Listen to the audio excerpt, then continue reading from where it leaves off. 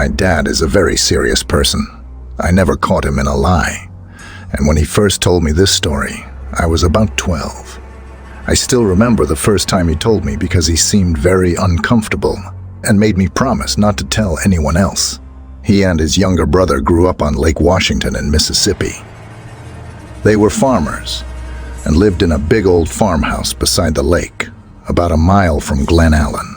Understand that this is a very rural, poor area. The nearest decent-sized town, Greenville, had a population of 30,000 and was 25 miles away. This was during the early 1940s, right before World War II. He was 11, and his brother, Paul, was 10. He and Paul were walking in their yard beside the lake, about 30 feet from the water, on a sunny afternoon in the summer. Their parents were gone to Greenville for the day. They had no neighbors nearby. There was no road near the lake. This area was very sparsely populated. Paul whispered, "Look at that," and his voice cracked. My dad looked at the edge of the lake and saw 3 men walking side by side in the water, which was up to their chests. They were wearing what Dad described as Revolutionary War type uniforms and tri-corner hats. Their hair was tucked under their hats. The 2 boys ducked behind an overturned John boat. My Uncle Paul whispered, "I'm gonna throw a rock at him," and stood up. My dad pulled him back down behind the boat, and they sat quietly while the 3 men moved on down the edge of the water and disappeared into the cypress trees. He said the men seemed solid, and water rippled off them as they moved less than 20 yards from the boys. They didn't speak or make any noise or give any indication that they saw the boys. My dad noted that they were moving higher in the water than a normal person would, as if they were walking on a raised area of the lake bed. There was no such area, though. He spent plenty of time swimming there and would have known. They rose and fell as men would walking normally. They did not float or glide. You can tell, I've asked lots of questions. I could tell by his answers he had spent a lot of time trying to figure this out.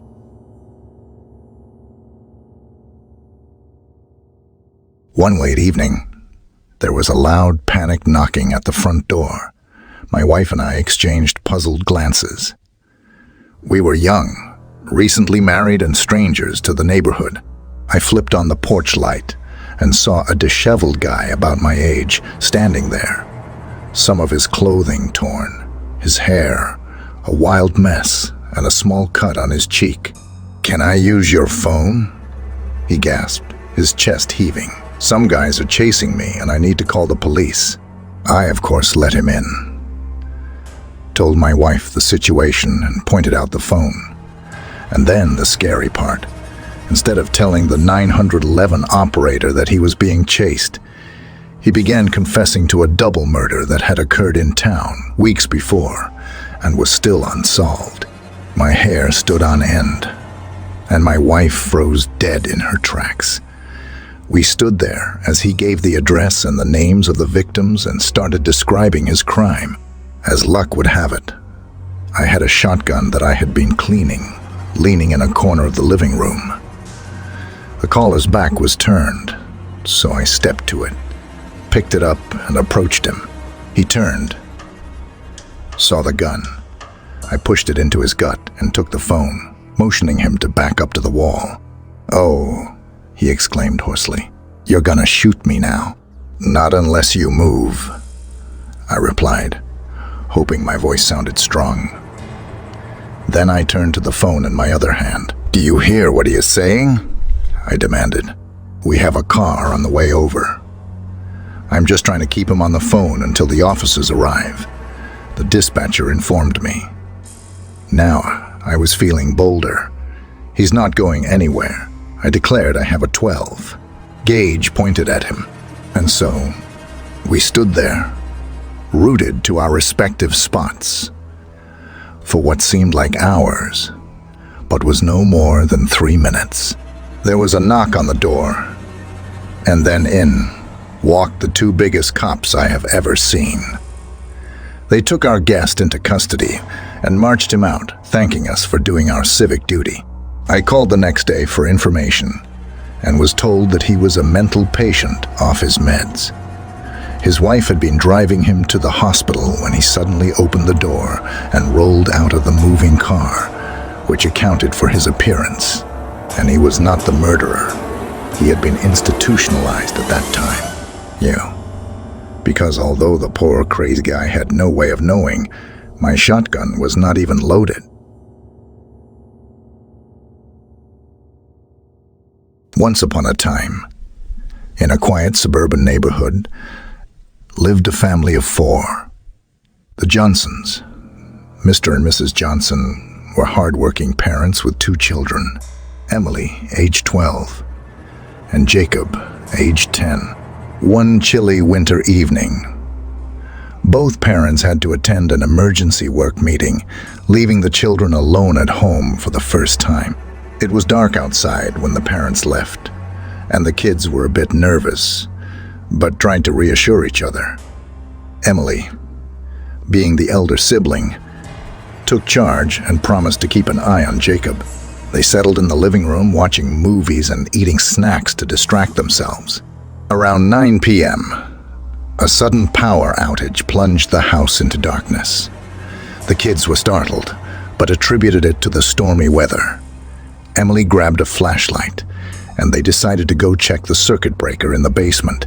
As they descended into the dimly lit basement, a strange sense of unease crept over them. The basement was cold and filled with eerie shadows. Emily tried to brush off her growing unease, thinking it was just their imagination playing tricks on them.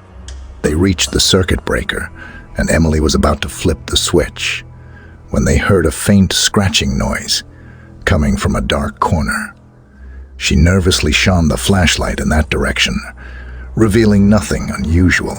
Convinced it was a rat or the wind, they flipped the switch and hurried back upstairs. They resumed their movie, but the unsettling feeling remained. Jacob suddenly noticed the back door was slightly ajar. Even though they were sure they had locked it, panic set in as they realized someone might have entered the house. Emily cautiously approached the door and peeked outside. There, in the distance, she saw a shadowy figure standing under a dim streetlight. The figure was staring directly at them. Fear engulfed them, and they immediately locked all the doors and windows, then retreated to their parents' bedroom, barricading the door. Hours passed, and the scratching sounds grew louder, echoing through the house. They huddled together, fearing the worst. They called their parents repeatedly, but there was no answer due to the storm-disrupting phone lines. Just as they were about to summon the courage to call the police, the power came back on. Relieved, they turned on all the lights and cautiously explored the house. The figure outside was gone, and there was no evidence of a break. There was no evidence of a break.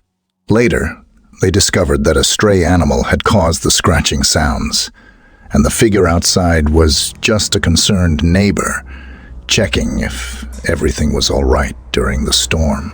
Though it was a terrifying experience, they learned the importance of staying calm and assessing situations rationally, even in the face of fear.